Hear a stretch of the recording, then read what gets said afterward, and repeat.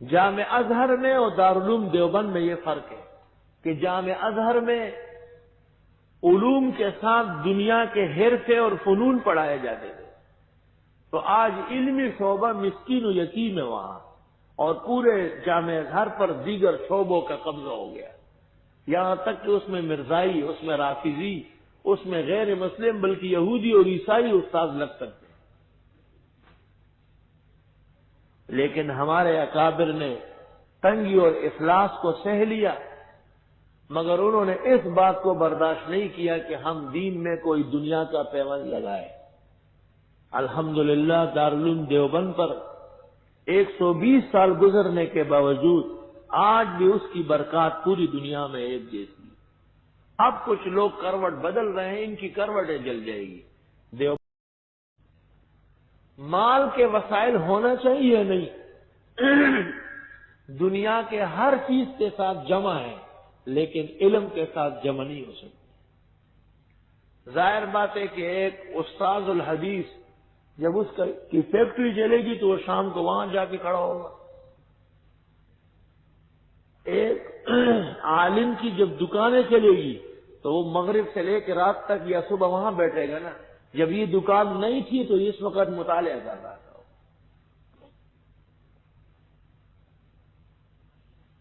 اگر متمول ہو گیا، مال بہت ہو گیا، تو وہ کسی مدرسے میں اول تو پڑھائے گا نہیں، اور اگر پڑھائے گا تو اعزازی پڑھائے گا، تنخواہ نہیں لے گا، مالدار صاحب ہے۔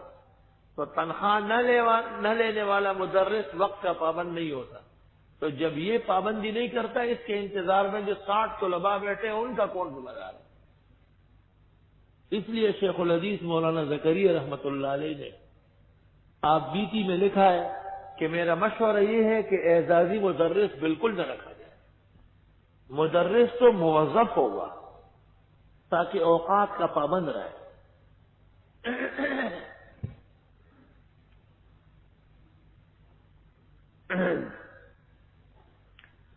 بعض لوگ کہتے ہیں کہ جب آپ کہتے ہیں کہ وسائل نہ ہو تو پھر کھائیں گے کہاں سے؟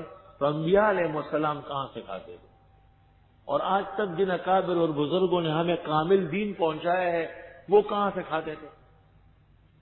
یہ سوچ کہ بھئی ہم کہاں سے کھائیں گے، یہ عدم توکل سے پیدا ہوا ہے، عدم توکل۔ اور ہم کیونکہ طالب اور عالم میں توکل کی شان دیکھنا چاہتے ہیں، اس لیے ان کو یہ خیال بھی نہیں آنے دیں گے۔ حکیم الامت مولانا اشرف علی صاحب نے فرمایا ہے کہ مدرسوں میں دنیاوی نظام کا دخل بھی نہیں ہونا چاہیے کہ جی ٹیلرنگ سیکھ رہے ہیں، درزی بن رہا ہے، اور ادھر سے الیکٹریشین بن رہا ہے، ادھر سے انجینئرنگ پڑھائی جا رہی ہے، ادھر سے کمپیوٹر سیکھ رہے ہیں، کیونکہ یہ دنیا کی چیزیں ہیں اور ان کا فائدہ نقد ہے، اور علوم آخرت کے ہیں، ان کا فائدہ ادھار ہے۔ نقد اور ادھار کا جب سامنا ہوگا تو لوگ نقد لیں گے، ایسی صورت میں دین برائے نام ہو جائے گا اور دنیا آگے بڑھ جائے گی، تو ہمارے مدرسوں سے اسکول اور کالج بن جائیں گے، مطلوبہ عزت اور برکت ختم ہو جائے گی۔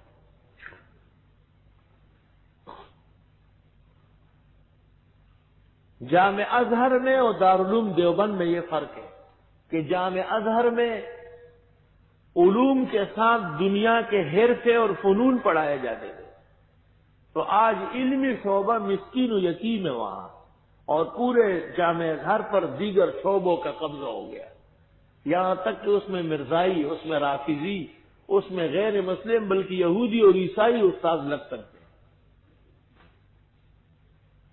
لیکن ہمارے اکابر نے تنگی اور افلاس کو سہ لیا، مگر انہوں نے اس بات کو برداشت نہیں کیا کہ ہم دین میں کوئی دنیا کا پیوند لگائے۔ الحمدللہ دارالعلوم دیوبند پر 120 سال گزرنے کے باوجود آج بھی اس کی برکات پوری دنیا میں ایک جیسی۔ اب کچھ لوگ کروٹ بدل رہے ہیں، ان کی کروٹیں جل جائے گی، دیوبند اور اس کی برکات برقرار رہے گی انشاءاللہ۔ ایک جواب تو اس کا یہ ہے جو میں نے علی سبیل توکل میں دیا۔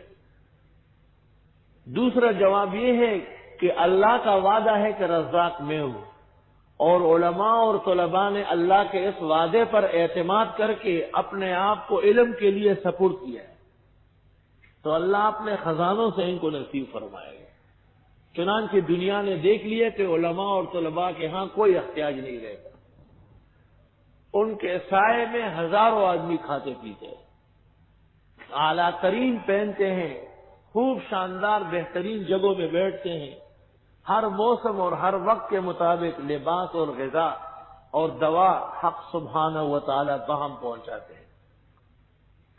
تیسرا جواب اس کا یہ ہے کہ بھئی یہ کھائیں گے کہاں سے، کہ یہ بحق کے مخلوق محبوس ہے، احسرو اے احبسو، اور یہ قاعدہ ہے کہ کسی شخص کو جب آپ روک لیں گے کہ میرا کام کر لو تو اس کی روزی آپ کے ذمہ ہے۔ تو اصلاً تو یہ اللہ تعالیٰ کے حقوق میں محبوس ہے اور اللہ رزاق ہے،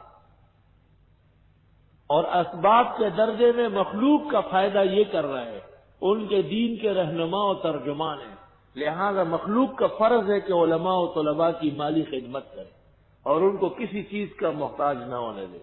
بدائع الصنائع کتاب الامامت میں لکھا ہوا ہے، ان جمعوا له شيئا واعطوه لكان لهم خيرا، کہ لوگ مل کر کے امام، طالب علم اور ان کے متعلقین کی ضروریات پوری کر لے، یہ بہترین طریقہ ہے۔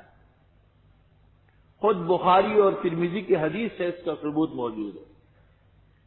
حضرت عمر رضی اللہ تعالی عنہ نے اپنے دور خلافت میں تمام ائمہ، مؤذنین، مدرسین، مفتیین، قضات، عاملین، حکومت کے کارندے، یہ سب کی تنخواہیں مقرر فرمائی اور فرمایا کہ چونکہ یہ لوگ دین میں محبوس ہے اس لیے دین کی طرف سے ان کا تعاون ضروری ہے۔